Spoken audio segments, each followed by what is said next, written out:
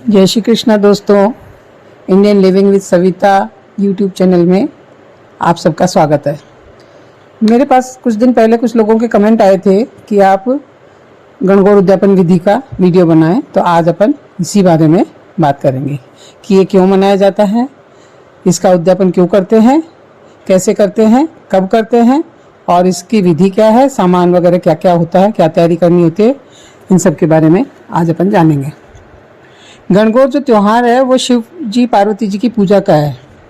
जब हिमाचल राजा के पार्वती जी थी तो उन्होंने शिव जी को पाने के लिए बहुत कड़ी तपस्या करी थी, तो शिव जी उन्हें वर के रूप में मिले थे। तब से पार्वती जी ने वरदान दिया था कि जो भी इस दिन से गणगौर की पूजा करेगा उनको सुहाग मिलेगा। तो इसलिए कंवारी कन्या और शादीशुदा लेडीज सब करती है। कंवारी कन्याएं अपने अच्छे घर वर के लिए करती है और शादीशुदा स्त्रियां अपने अखंड सौभाग्य के लिए ये पूजा की जाती है। तो शिव पार्वती की पूजा के प्रतीक के रूप में 16 दिन गणगौर की पूजा की जाती है। ईश्वर गणगौर के रूप में की जाती है। कन्या अच्छे घर वर की कामना करती है। गणगौर पूजा का उद्यापन चैत्र शुक्ल तृतीया को किया जाता है, यानी हिंदू मास का नया साल जो आता है उसके तीसरे दिन, या ऐसे भी कह सकते हैं कि चैत्र नवरात्रि के तीसरे दिन उद्यापन करते हैं। इस बार गणगौर 4 अप्रैल 2022 को पड़ रही है।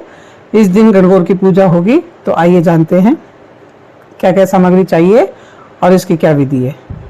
जैसे कि ये सुहाग का पर्व है तो इसमें 16 सुहाग की चीज़ें रखी जाती है। इसमें 16 स्त्रियों को घर पर बुलाकर खाना खिलाया जाता है। तो इसके लिए 16 औरतों को पहले से ही भोजन के लिए निमंत्रण देना होता है। यदि ये पॉसिबल नहीं है कि वो घर पर नहीं आ सकती हो तो उन्हें उनके घर पर भी ये सामान सुहाग पिटारी और भोजन भिजवा सकते हैं। सबसे पहले अपन जानते हैं कि सुहाग पिटारी क्या होती है। पिटारी का मतलब ये है कि जिसमें ये सुहाग का सामान रखा होता है, चाहे वो डब्बा भी हो, चाहे वो पाउच हो, चाहे वो कोई टोकरी हो, तो उसको पिटारी बोलते हैं। और सुहाग का मतलब जिसमें सुहाग का सामान हो, तो ये अपनी 16 गिनती होती है, यानी 15 तो सुहाग के आइटम और एक टोकरी। तो ऐसे 16 सुहाग पिटारी अपने को बनानी होती है, जिसमें अपन रोली, मेहंदी, काजल, बिंदी, ब्लाउज पीस, बिछिया, नथ, नाक की लौंग, लिफाफा, क्लचर, नेल पॉलिश, लिपस्टिक, चूड़ी, कांच और एक जो है चांदी का छोटा सा वो होता है तार जैसा, उसको दातुन बोलते हैं। तो ऐसे करके जो भी चीज़ पॉसिबल हो वो अपन 15 आइटम लेंगे और छठा अपने टोकरी हो जाएगी। और 16 तो सुहाग पिटारी 16 लेडीज़ की बनेगी और एक पिटारी जो है अपनी सासू जी की बनेगी। सेम वो ही पिटारी बनेगी। और सास के लिए एक तिल यानी 2 साड़ी रखनी पड़ती है और 5 गहने, चाहे वो सोने के हो या चांदी के हो या जैसे भी अपने श्रद्धानुसार हो, रखे जाते हैं। तो गहनों में जैसे पायल रख दी, चुटकी रख दी, नथ रख दी। नथ जरूरी होती है। नाक की लौंग रख दी, चैन या चांदी का छल्ला या जो भी अपने दे सकते हैं वो रख सकते हैं। अब 16 जगह खाने का सामान होता है। वैसे तो पूड़ी और हलवे की 16 जगह 4-4 पूड़ी और हलवा रखकर उस पर हाथ फिराया जाता है। लेकिन यदि अपन इतना नहीं कर सकते हैं तो अपन 16 जगह मिठाई के डब्बे भी दे सकते हैं। किसी के यदि गुणे रखते हो तो 16 गुणे भी रखते हैं। गणगौर के उद्यापन का काफ़ी महत्व है। ये सामान्यतः राजस्थान में बड़े जोर शोर और उत्साह से मनाई जाती है। गणगौर का उद्यापन शादी के तीसरे साल या उसके बाद किया जाता है। यानी शादी वाली साल तो अपन गणगौर की पूजा वैसे करते 42 साल की, और दूसरे साल में कोई उद्यापन नहीं होता है, तो तीसरे साल या उसके बाद कभी भी अपन उद्यापन कर सकते हैं। यहाँ तक कि यदि हम लोगों में तो ऐसा माना जाता है कि किसी ने उद्यापन नहीं किया हो और यदि उसकी डेथ हो जाती है तो डेथ के बाद भी उसके घर वालों द्वारा ये उद्यापन किया जाता है। तो इसलिए मैं तो यही कहूँगी कि जितना जल्दी पॉसिबल हो ये उद्यापन कर देना चाहिए।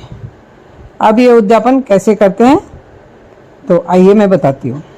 सबसे पहले जो उद्यापन कर रही है वो अपने मेहंदी लगवा ले और चुनरी पहन ले और नथ पहन ले। और जैसे गणगौर की पूजा दूब और पानी जल इन सब से जैसे पूजा करते हैं, हल्दी की गांठ और इन सब से, वैसे पूजा कर ले, जैसे हर साल अपन पूजा करते हैं। और उसके बाद सारा सामान गणगौर के पास रख ले और दोनों हाथों में रोली से छींटे दे ले पूरे सामान के, और हाथ जोड़कर 7 बार हाथ फेर दे। और उसके बाद अपना गणगौर को प्रणाम करें और उनसे आशीर्वाद ले। हे गणगौर माता, मैंने आपका ये उद्यापन किया है, इसमें कोई कमी त्रुटि रह गई हो तो मुझे माफ़ करें और मेरा सुहाग की रक्षा करें, मेरा सुहाग अखंड रखें और मेरे घर में सुख सौभाग्य समृद्धि की वर्षा करें। ऐसा करके उनसे आशीर्वाद ले गणगौर माता से। उसके बाद सास को वो सामान देकर उनसे भी पाँव छूकर आशीर्वाद ले लें। और जो सामान खाने का 16 जगह अपन ने हाथ फेरा था, तो वो 16 औरतों को अपन खाना खिला देते हैं। और यदि लेडीज़ नहीं आती तो उनके घर भेज देंगे और वो सारा सामान सुहाग पिटारी और उनको दक्षिणा जो अपने लिफाफा था वो अपन उनको तिलक लगाकर हाथ में दे देंगे और उनसे भी आशीर्वाद ले लेंगे।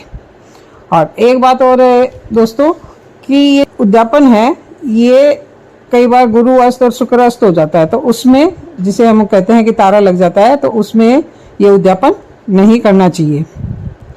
आशा है आपको वीडियो में पूरी जानकारी मिल गई होगी। फिर भी यदि कुछ और जानना चाहते हैं तो मुझे कमेंट करके पूछ सकते हैं, मैं आपके लिए नया वीडियो ज़रूर बनाऊंगी। और मेरा चैनल ज़्यादा से ज़्यादा आप लोग सब्सक्राइब करते रहिएगा। Thank you.